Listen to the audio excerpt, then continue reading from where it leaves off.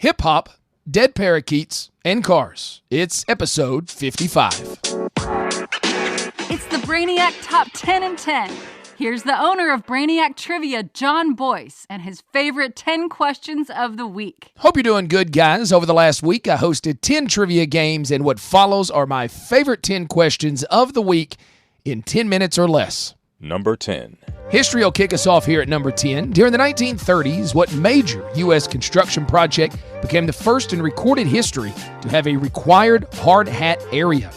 During the 1930s, what major U.S. construction project became the first in recorded history to have a required hard hat area?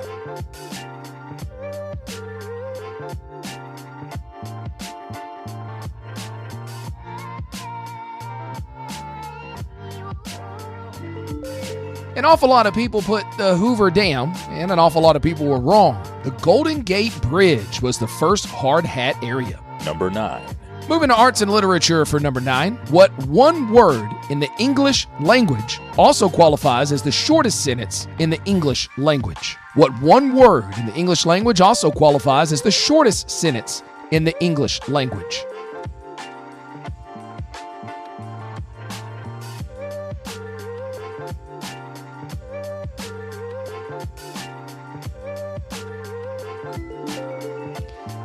The shortest sentence in the English language is go.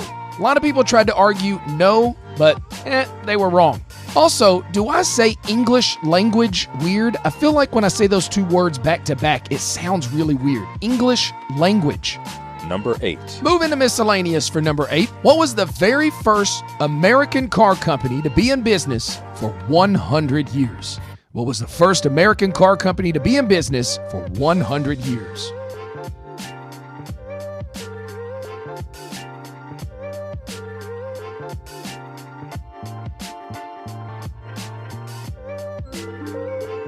First established in 1897, going out of business in 2004, Oldsmobile. That's right, there were car companies in America before Ford. Number 7. Back to history for number 7, and we're going to stick with the car theme. What is the last name of the man that invented the first gas-powered automobile? What was the last name of the man that invented the first gas-powered automobile?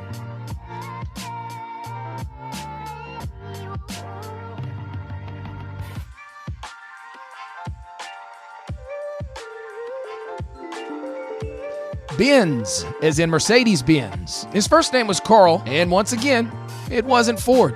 Here's a Brainiac Trivia pro tip for you.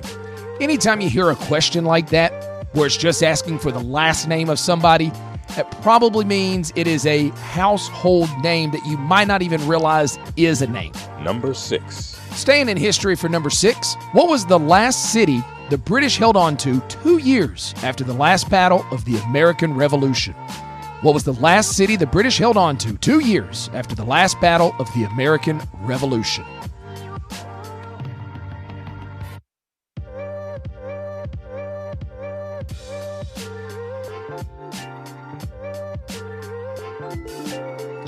Hard to believe 2 years after the American Revolution was over, the British still held on to New York City.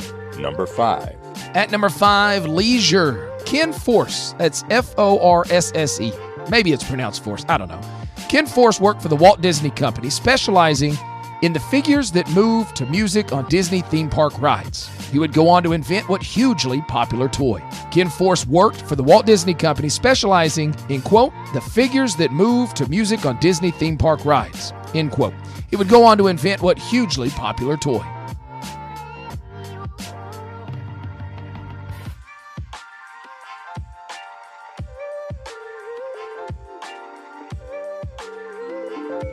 There's been a lot of talking toys through the years. I don't think anywhere as popular as Teddy Ruxpin, and probably none as dangerous as Teddy Ruxpin. That thing was like a Bricko block. Number 4.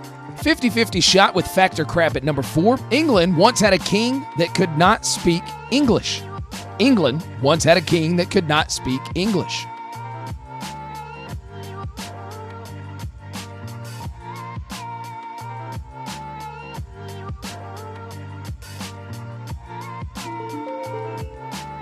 That's the fact, Jack! That's a fact, Jack! Yep, reigning from 1714 to 1727, King Richard I spoke almost no English. Number 3. At number 3, we'll get into entertainment. In the movie Dumb and Dumber, one of my favorites, what was the name of the dead parakeet that Lloyd sold to a blind kid? In the movie Dumb and Dumber, what was the name of the dead parakeet that Lloyd sold to a blind kid?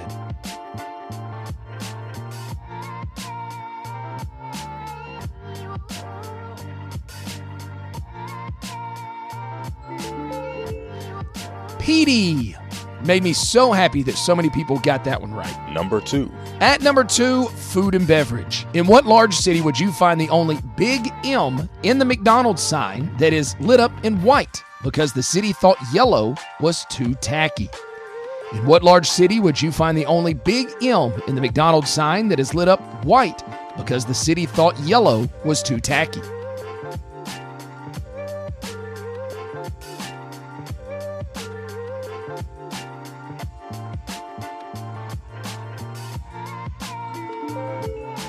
Paris, France. Pretty much everybody put it American city. There are other cities out there, guys. Number 1. And at number 1, my favorite question of the week comes from the music category. In 2007, what hip-hop group became the first to be inducted into the Rock and Roll Hall of Fame? In 2007, what hip-hop group became the first to be inducted into the Rock and Roll Hall of Fame?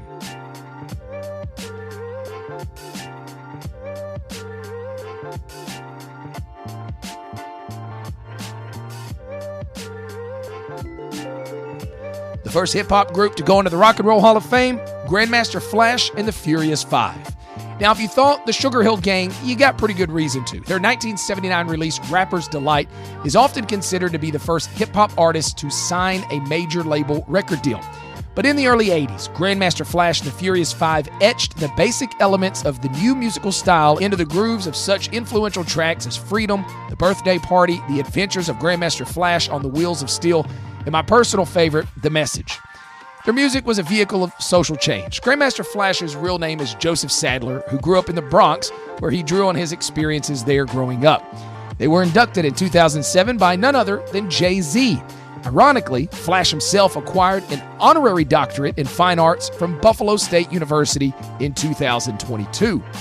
Now, back in a 2002 interview, Flash said, quote, "I was first. I don't care who's better, who's worse. Contribution is first because first is forever." I couldn't agree more.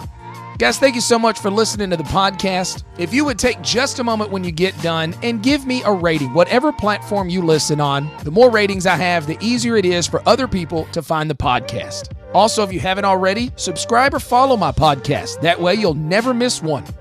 There are some new shows in the works. No idea when those are going to come out, but I do have more on the horizon. So if you don't mind, just go and give me a rating, good or bad, whatever you feel. Be honest. Let's keep it real, as the kids say. I don't know. Do kids still say that? I don't know.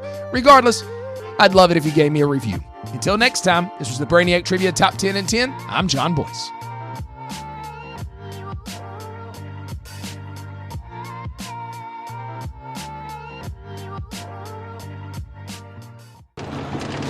You sold my dead bird to a blind kid? Lloyd, Petey didn't even have a head. Harry, I took care of it. Pretty bird. Yeah, can you say pretty bird? Pretty bird. Yes, pretty bird.